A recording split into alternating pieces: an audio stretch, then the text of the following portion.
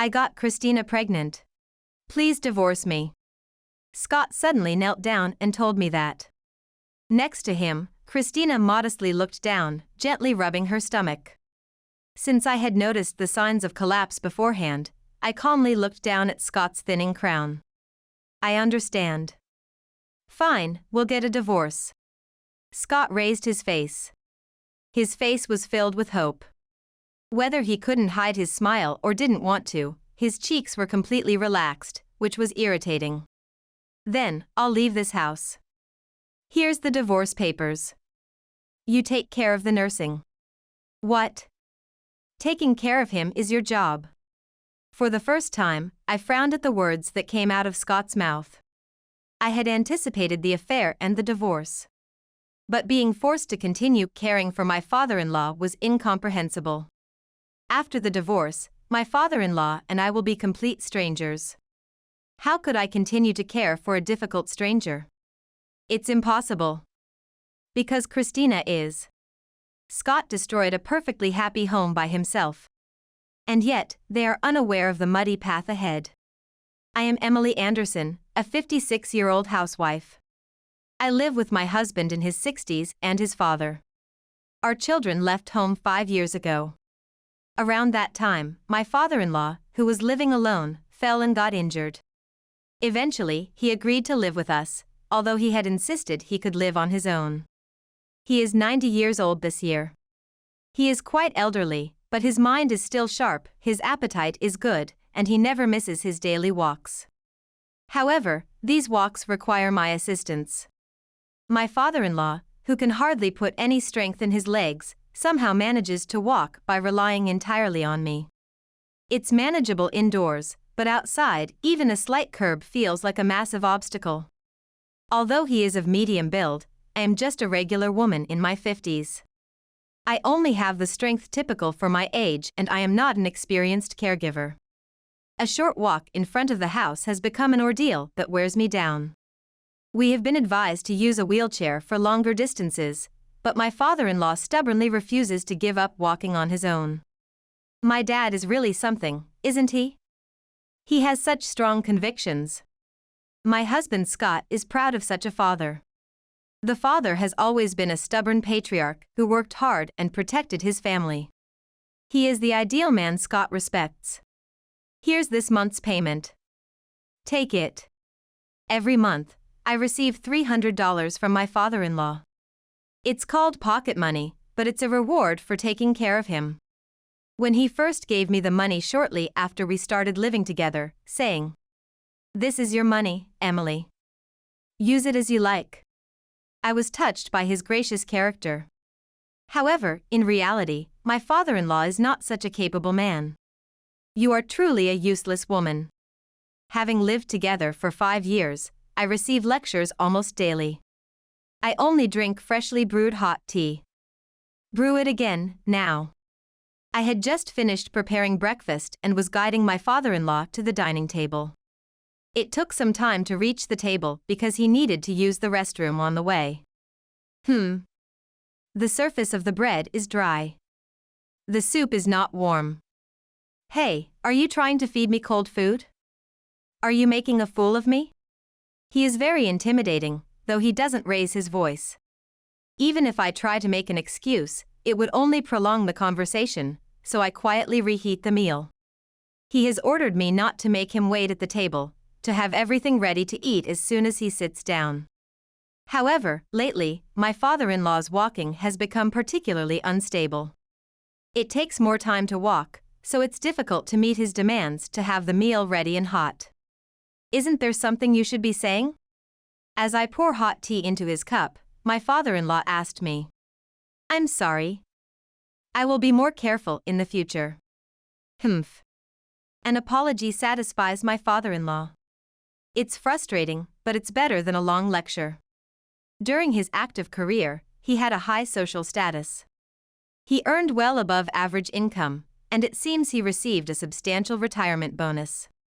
Even now, years after retirement, he occasionally boasts of his past glory, treating me like an incompetent subordinate. Sometimes I get sick of living with my difficult father-in-law.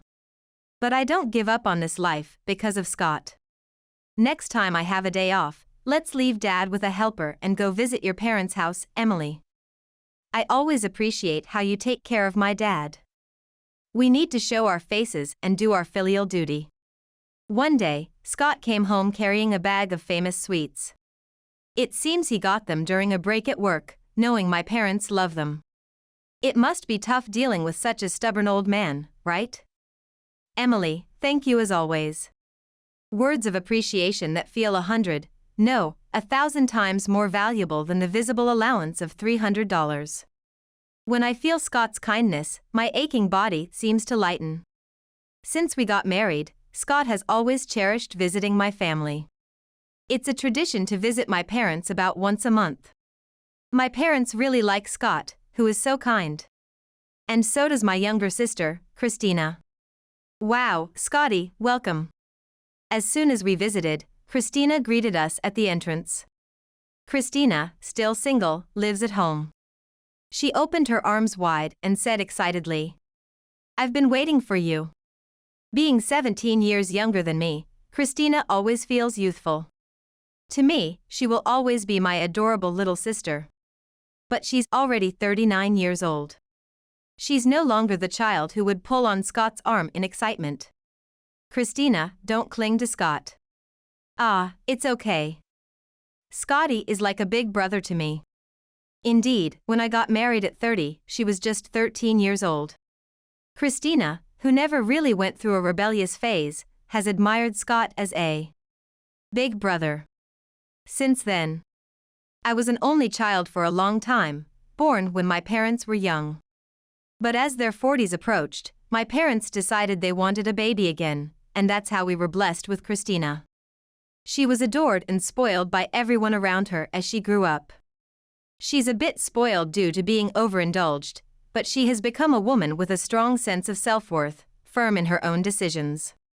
Ah, Christina always gives me such a warm welcome. It makes Grandpa happy. Stop it, Scotty. Don't call yourself Grandpa. Christina playfully pokes Scott's forehead as he jokes. But I am past 60 now. Really? I hadn't noticed. Scotty, you look so young. Hey, have you been working out? Your arms are so strong and thick. Christina naturally touches Scott's arm.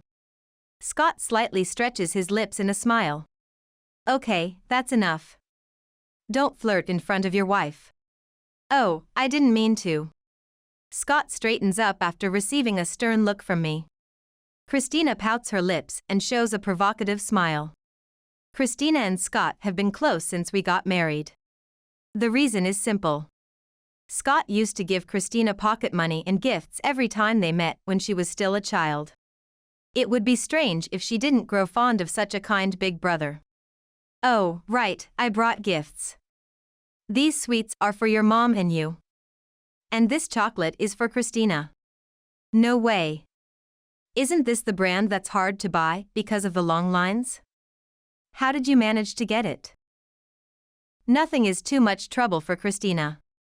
Christina bounced like she was 13 years old again, the age she was when they first met. As expected of Scotty. I love it. A husband who dotes on his sister-in-law is a heartwarming sight. I'm a bit concerned about Christina's flattery, but she and Scott are more than 20 years apart in age. Their relationship is like that of parent and child, it couldn't possibly be inappropriate. Christina, having grown up surrounded by adults, is skilled at ingratiating herself with older individuals, regardless of gender. Thus, I hadn't been overly concerned about their closeness, but now, doubts are clouding my mind. When it was just the two of us, I cautiously broached the subject. Christina, I saw something the other day. Even though she's my sister, it felt intrusive to delve into her private life, making my voice falter. Christina, are you dating an older man by any chance? Huh? No, why? Christina's eyes darted slightly. She neither confirmed nor denied it. Well, I saw you arguing with a man the other day. Was it about breaking up? I had seen Christina and a man arguing when I took my father-in-law to the hospital. I hesitated whether to intervene, but Christina seemed to brush it off nonchalantly. The man had pleaded. Please, break up with me. It seemed they were discussing a breakup. It worried me a bit, but it would be tactless for a sister to meddle in such affairs. However, one thing concerned me. The man seemed very emotional. Are you okay? Huh? Oh, well? But I was surprised. Your boyfriend, he's quite older, isn't he?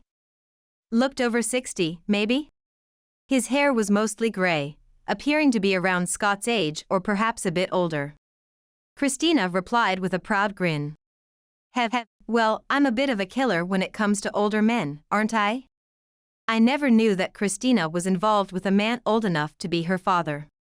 This makes me even more concerned about her overly familiar attitude toward Scott. Perhaps sensing my unease, Christina smiled mischievously. Oh sister, are you worried I might make a move on Scotty? Don't worry, Scotty is off limits, totally off limits. Her words were cheerful and definitive. But why can't I feel reassured? Then, a few months later, I stumbled upon another dramatic scene involving Christina. She was arguing with the same man in the hospital parking lot. Please, let's break up. It was another breakup attempt. The man pleaded with a tearful expression, but Christina coldly dismissed him. No way. I won't break up. After the man hung his head in defeat, Christina waved her hand lightly and left the scene. No matter how good she is at charming older men, this was different. She was just toying with his emotions. Unable to stand idly by, I approached the man who was left behind. Are you okay? When I spoke to him, he nodded weakly. Excuse me, but who was that woman just now? It felt sneaky to ask this without mentioning that I was her sister. The man sighed deeply and murmured. She's my wife. What? My emotions were in turmoil upon hearing this. The more I learned, the more confused I became. It made no sense. It couldn't be true. Not Christina, the darling. I couldn't help but recall her as the sweet little girl she once was. I couldn't believe what the man tearfully told me. Now, I'm lost as to how I should face Christina going forward. Distracted by this turmoil, I even started making careless mistakes while taking care of my father-in-law and ended up being scolded by him. But I was so preoccupied with Christina that I barely heard his lectures. In such times, Scott was my support. He could listen calmly and guide me to the right answers. However, lately, he's been busy with work, coming home late, and we haven't had much time to talk. When I tried to speak during meals, he seemed extremely annoyed, and since then, he's been eating out more often. It's not just busyness, I feel like he's avoiding me. We haven't fought, so I can't see any reason he'd avoid me. It feels like I've suddenly become loathsome to him. With all my worries about Christina, and now even Scott. Despite clearly being avoided, I can't shake the belief that Scott is a kind husband. One night, when he came home late, I couldn't hold back any longer and started speaking quickly. Sorry to bother you when you're tired. Can we talk for a bit? Scott avoided making eye contact deliberately. Still, I continued. It's about Christina. At that, Scott's eyes widened. His nostrils flared as he suddenly became defensive. What? I'm tired, I have to be up early tomorrow, and I'm going to sleep. It's different for someone who doesn't work like you. Scott yelled and then violently shut the bedroom door. Stunned, I was left speechless. I had no idea why Scott had reacted so violently at that moment. Where had the kind Scott, who cherished his family, gone? It felt like the trust we had built up over the years was crumbling. And then, a few weeks later, our marriage completely fell apart. I got Christina pregnant. Please divorce me. Scott had brought Christina home after work. He suddenly knelt down and told me. Next to him, Christina modestly looked down, gently rubbing her stomach. I had sensed the signs of impending collapse, so I calmly looked down at Scott's thinning crown. Oh, really? Scott apologized softly with his forehead still on the floor. If he was sorry, he shouldn't have cheated in the first place. Scott had destroyed our simple and happy home by himself. And they still hadn't realized that the path ahead was mired in difficulty. Pregnant, huh? What are you doing at your age, past 60? Don't treat me like an old man. Age doesn't matter. We just fell in love, that's all. Christina told me age doesn't matter. Scott seemed completely lost in love. I couldn't forgive a normal affair, let alone one involving my sister-in-law, which was disgracefully shallow. Christina has always loved me. As if he were a schoolboy experiencing first love, it was only disgusting to see a man past 60 blushing. Scott and Christina shyly looked at each other. I never looked at Christina with lust, really. But, you know, she invited me for drinks secretly the other day and confessed her feelings. She said she couldn't hold back anymore, that she had finally been honest. Since she had the courage to come clean, it's only right that I face her properly. He spoke as if it were a pure romance, but Scott was married. Moreover, the fact that Scott and Christina were related seemed to have vanished. So the reason you haven't been home lately because of work was that you were meeting with Christina? Ah, well, yeah. Perhaps it was just for show, but Scott looked down, seeming small. Even if I were to yell at them and slap them now, they couldn't complain. But instead of showing my anger, I pulled a document from a drawer. Okay. Fine, let's get a divorce. I handed over the divorce papers. I had prepared them, anticipating that it might come to this. Scott looked up. His face was filled with hope. Unable to hide his smile, or not wanting to, his cheeks were completely relaxed, which was irritating. As if receiving a present, Scott reached for the divorce papers. Then, I'll be leaving this house. Scott had just taken the divorce papers when I said it calmly. Then his fingers twitched, and he accidentally dropped the important document. I picked it up for him with a calm smile. Here's the divorce paper. I'll leave the caregiving to you. The smiles vanished from Scott and Christina's faces instantly. What? Caregiving is your job. For the first time, I frowned at the words that came out of Scott's mouth. I had anticipated the affair and the divorce. But being forced to continue caring for my father-in-law was incomprehensible. Once divorced, my father-in-law and I would be complete strangers.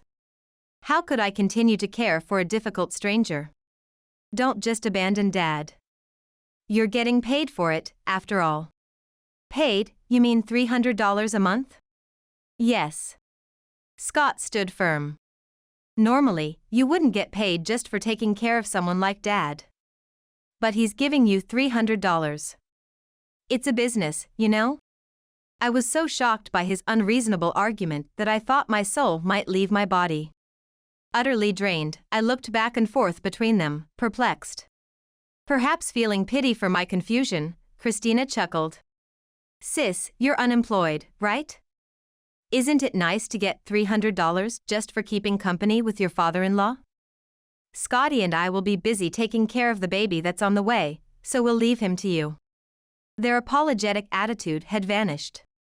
Scott and Christina were only thinking of themselves. I glared at Christina with disdain. Impossible. Christina, you love taking care of the elderly, don't you? It would be cruel to deprive you of that role you love so much. This time, both Scott and Christina looked baffled. It made sense for Scott, but why Christina? Perhaps she doesn't even recognize her own actions as the deceit they are. I was so surprised to hear about you and Scott. Or maybe, deep down, you prefer the father-in-law? You were targeting him because he's more your type? What? Panic was evident on Christina's face. Instead of her, it was Scott who shouted back. Don't say weird things. Christina has been devotedly in love with me. My dad is 90 years old. How could she possibly have a romantic relationship with a man in his 90s? That's absurd. It's disrespectful. Oh. You just said age didn't matter, right? Scott's hair seemed like it might stand on end from his fury, his hands trembling with anger. Provoking him further might endanger his health, but it was important to clarify. Hey, Christina, age doesn't matter, right? Because you were trying to charm a nonagenarian, saying you wanted to take care of him and be with him till his last breath, right? Christina's face flushed a deep red. What? Too young for you then, Scott in his 60s. It seems nonagenarians are more your strike zone, right? Though I smiled as I questioned her, Christina could only open and close her mouth, seemingly unable to produce a sound. Seeing her struggle to explain herself, I decided to spell it out for Scott. Christina prefers men as old as grandfathers, Scott. Evidence? She's actually married to a nonagenarian. What? Husband? Scott let out an absurdly astonished shout. That's a lie. It's not a lie. So, are you planning to divorce me and marry Christina? Or does she prefer being in a common-law marriage, perhaps feeling sorry to have anything official because she's already married to someone else? It makes sense. She can't marry you if she's already tied to another man. Scott looked pale as he turned to look at Christina. He seemed desperate for her to deny it, but she just bit her lip and turned away. That's not true, right? Scott, who had been elated at the attention of a younger woman, was plummeting to rock bottom. He held his head in shock and slowly began to simmer with anger, suddenly grabbing Christina's shoulder. Christina. Is what Emily's saying true? Tell me it's a lie. Right? Under his intense questioning, Christina finally broke down in tears. I'm sorry. I didn't mean to deceive you, Scotty. She confessed her mistake genuinely, but it turned out Christina was far tougher than I had anticipated. I was deceived too. Christina buried her face in Scott's chest, playing the fragile woman. It's true I'm married. I was sweet-talked at a marriage agency into marrying some old man I didn't understand. They took advantage of me because I'm naive and inexperienced with men, setting me up with an old man. Isn't that terrible? Keeping my composure, I decided to watch how things unfolded, despite wanting to interject. Tears filled her eyes as she looked up at Scott, whose face was a mix of sympathy and anger. He opened his mouth to speak but seemed unable to find the words. The only one I love is you, Scotty. Christina clung to Scott. And the baby in my belly loves you too. Held tightly, Scott seemed to have made up his mind. Christina. I love you and the baby too. How terrible that you were deceived into marriage. Scott embraced her warmly. What? Scott was a fool. It had been clear when he mindlessly pursued his sister-in-law, but to continue declaring his love even after discovering Christina's marriage was unbelievable. Through the gaps in Scott's arms, Christina sent me a triumphant smile. Oh, my head is starting to hurt. I don't want to witness the affection between my husband and sister. I'll talk to the old guy to arrange a divorce. Wait, actually. Confident now that Scott was entirely on her side, Christina decided to reveal another secret. I don't think we need to get a divorce. What? Why? What about us getting married? Christina calmed the agitated Scott, her eyes twinkling. Because, you see, my husband is 90 years old. He's been hospitalized with worsening ailments for about half a year now. The doctors have said he won't be coming home. No need for a divorce, I'll soon be a poor widow, and then I'll be all yours, Scotty. Scott frowned, not quite satisfied. He loved her and wanted to make their relationship official as soon as possible. But Christina's next words lit up Scott's eyes. Also, my husband, he's extremely wealthy. That means, once he passes, I'll inherit a fortune as his wife. Really? His voice noticeably brightened, unable to hide his anticipation. It would be cruel to divorce him now when he's so frail, right? Yeah, maybe it's best to wait until his last moments. That's kind of you, Scotty.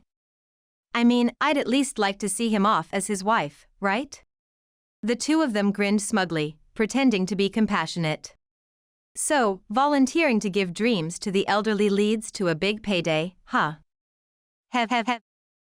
Oh, Scotty, when you say a big payday, it's just 2 or 3 million, you know? Whoa, millions? We're going to be so happy.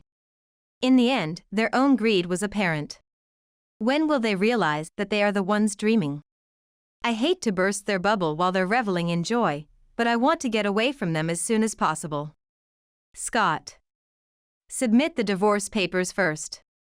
When I spoke up, Scott turned around with a beaming smile. Divorce, okay.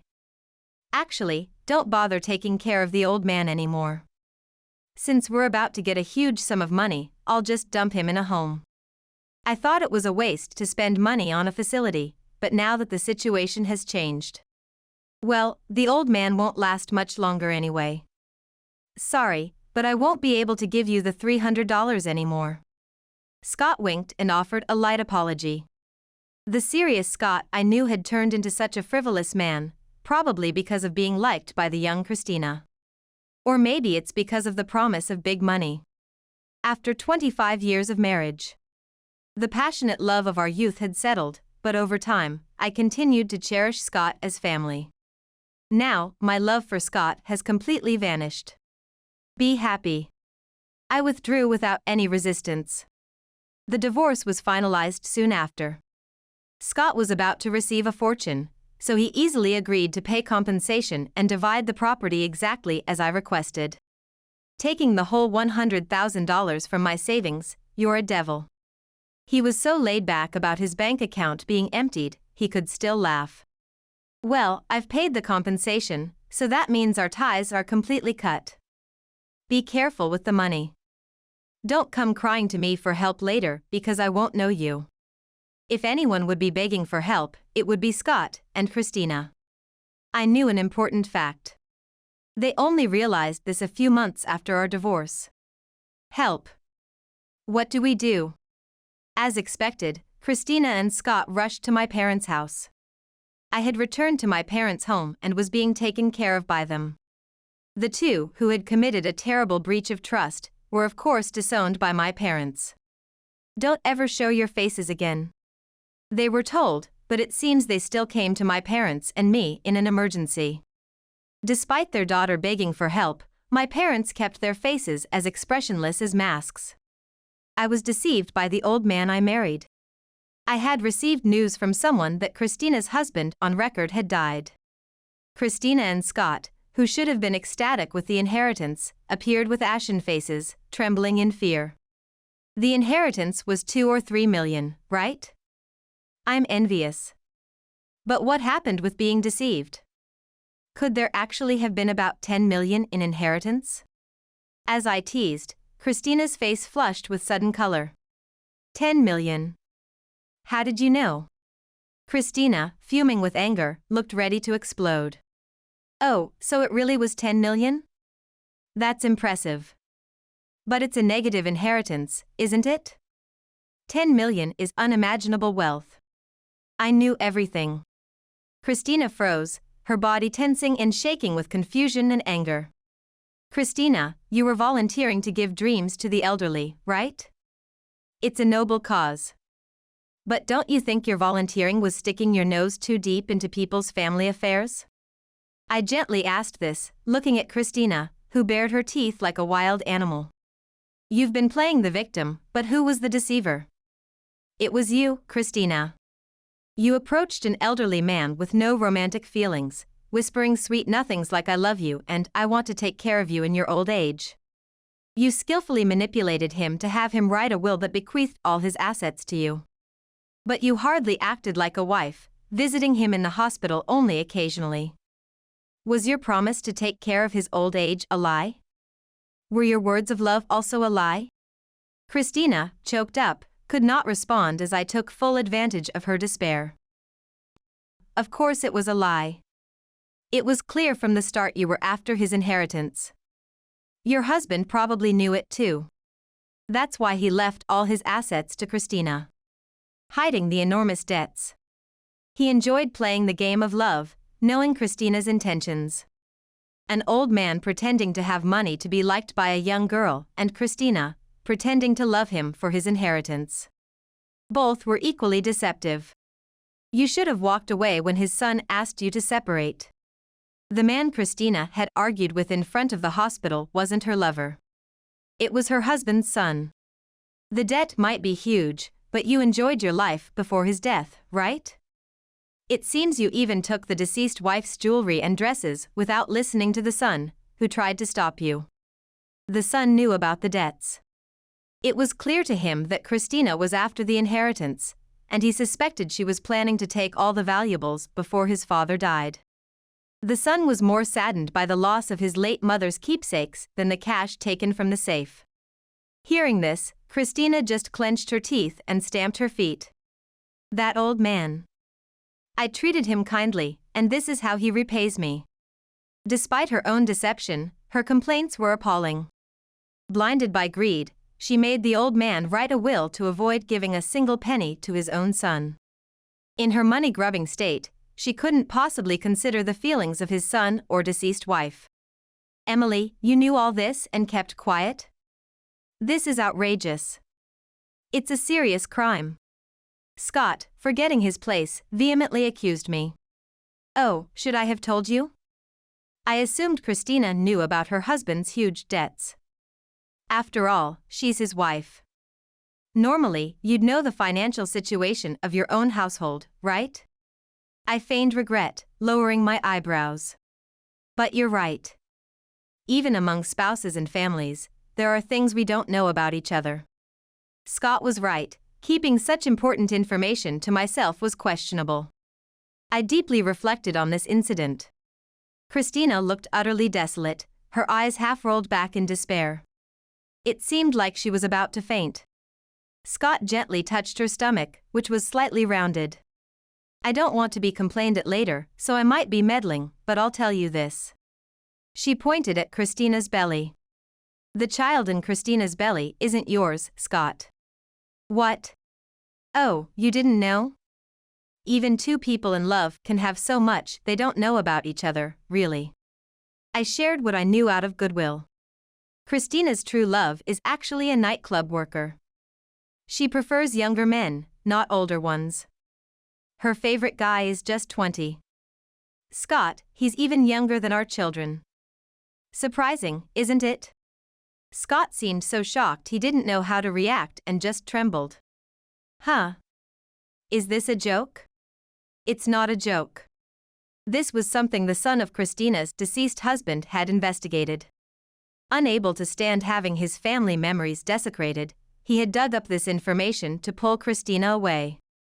However, it seemed no matter what facts were presented, Christina wouldn't budge. No. It's Scotty's child. Christina, with vacant eyes, weakly denied it.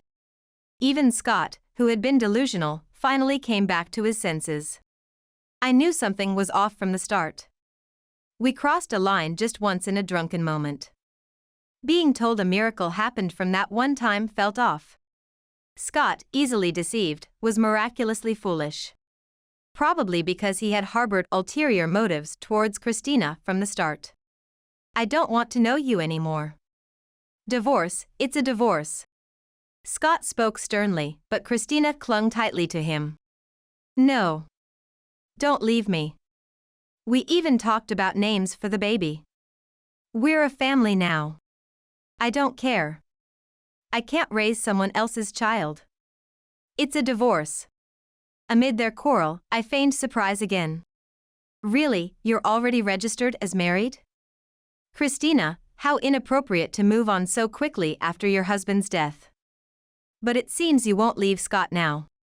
Scott, you better decide to love your wife and the child. Christina clung to Scott stickily, as if she would suck the marrow from his bones. Scott looked to me for help, but I just smiled and tilted my head. Scott, you don't need to look so troubled. You're divorced from me now and officially Christina's husband, so feel free to be as affectionate as you like. I thought I heard a faint voice saying no, but getting married to Christina was Scott's own choice. No way he'd say he regretted it now. Deceived and deceiving makes the bond grow stronger, huh? Well then, once again, be happy. I genuinely wished Scott and Christina well. At that moment, the silence that had prevailed was broken by my father finally speaking up. "Get out." My mother then scattered some salt, following his command. "Like I'd ever come back. Even when the baby's born, I won't let you see it." Disowned even by her doting parents, Christina threw her parting words. She dragged away a deflated Scott, who seemed to have lost all hope. Maybe those two are actually a good match. I laughed, and my mother quietly embraced my shoulder. Now, Christina had declared she'd never return, but just a year later, both she and Scott showed up at our family home. They approached awkwardly, trying to cozy up. "Sis, could you do a little job?" "For $300 a month." Hearing the amount, I immediately understood. "Your father-in-law?" Yeah. Thinking of stopping the facility and switching to home care. It's fine wherever they choose to provide care, but there's no reason for me to take on that responsibility. As I sighed in exasperation, Scott suddenly grasped my hand. "You're the only one we can rely on, Emily." Despite not wanting to care for him themselves, why would they stop the facility? Since the father-in-law had ample savings, it would be easier to keep him in a facility. But choosing not to suggest they can't afford it, and must switch to home care. "Oh, so the money's all gone already." I nodded meaningfully a few times. Seeing my reaction, the submissive look on Scott's face changed. "You knew, didn't you?" "Knew what?" "Perhaps, about the gratitude money the father-in-law was giving to the helper?" Scott's anger surged. He dramatically scratched his head as I explained. "He used to give me $300 too. He's quick to anger and intimidating, but I guess he felt some gratitude? Or maybe he felt that since he was paying, things better be done right. You know, the father-in-law often gave money to the helper with a keep this, even after moving to the facility. The father-in-law was quite a show-off. Not just to those who cared for him, but even to any well-mannered kindergartner, he'd say, 'Buy yourself a notebook,' handing them bills. More than feeling gratitude, he wanted to be thanked. He always wanted to be respected and be on top. That damn old man. What a waste of money. If there's money to give to others, it should come to the family. Unbelievable. A penniless grumpy old man is just dead weight." It seems Christina targeted Scott, thinking she could benefit in multiple ways.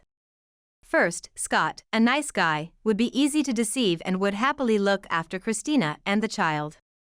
Plus, attached to the package was Christina's ultimate target, a wealthy 90-year-old grandfather. After putting the old man in the facility, he got really depressed, so the facility called me saying please come visit him, and I thought yes. Life doesn't always go smoothly. I was too busy to bother with him for a while, you know. He kept getting weaker, and I thought he'd just slip away soon because of dementia. But then, that old man started getting incredibly lively. Despite being so frail before, suddenly, he's up and walking. And not just walking, but he's enjoying aerobics with the other old folks. I can't make any sense of it. It's clear that the professionals are doing a great job. The father-in-law seems much more alive than when I, a mere amateur, was caring for him. Well, I'm relieved to hear that your father-in-law is doing well. At this rate, he might live to be 100. But, since Scott's father-in-law and I are strangers, there's no way I'd take care of him for just $300. I stated this with a smile. Despair gradually filled Scott and Christina's faces. Then, what should we do? Christina cried out in tears. I can't handle caregiving, and keeping him in a facility costs a fortune.